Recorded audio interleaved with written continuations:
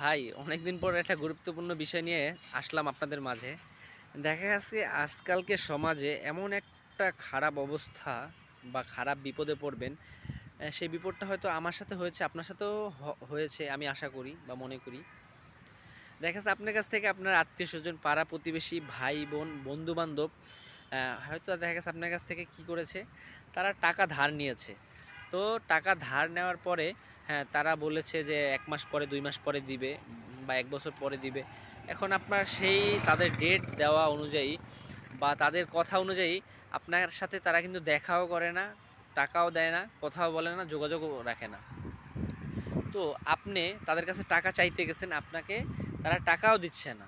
এটা হচ্ছে বর্তমান সমাজের বা বর্তমান যুগের একটা মূল কারণ। আপনি টাকা ধার দিয়েছেন মানে আপনি বিপদে পড়েছেন। টাকা ধার দিয়েছেন মানে আপনার আত্মীয়তা সম্পর্কটা নষ্ট করেছেন।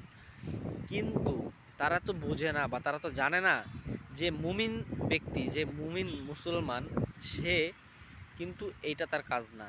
তার কাজ হয়েছে আমি কার কাছ থেকে টাকা নিয়েছি, কার কাছ থেকে টাকা আমি এনেছি, তাকে আমি খুঁজবো। তাকে খুঁজে আমি বের করব যে আমি কার কাছ থেকে টাকা নিয়েছিলাম, কে আমার কাছে টাকা পাবে।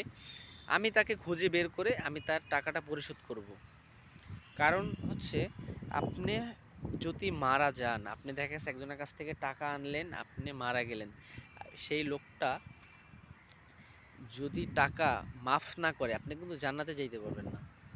আপনি কিন্তু জান্নাতে যাইতে পারবেন না, আপনি যতই হজ করেন, নামাজ পড়েন, রোজা রাখেন, কোনো কাজে আসবে না। কারণ সে হচ্ছে আপনার পাওনাদার, আর পাওনাদারের ঋণ শুধু পাওনাদারই মাফ করতে পারেন।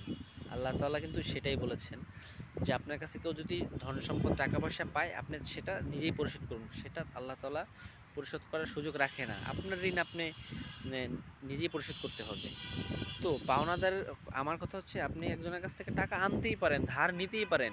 তো পাওনাদার কিসের জন্য আপনার পিছনে ঘুরবে? আপনার পিছনে কিসের জন্য সে সময় নষ্ট করবে?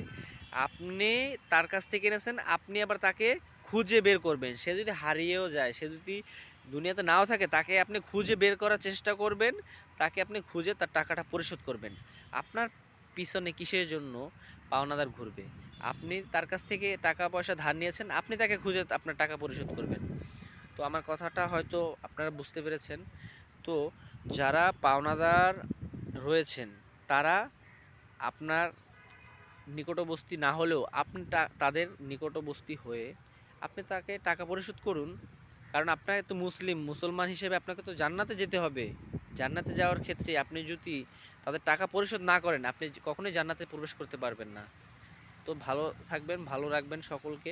যারা পাওনাদার টাকা এখনও পরিশোধ করেনি, অবশ্যই পাওনাদারের টাকাটা পরিশোধ করে দুনিয়া থেকে বিদায় নেবেন। সকলকে শুভেচ্ছা, অভিনন্দন। আসসালামু আলাইকুম, ভালো থাকবেন।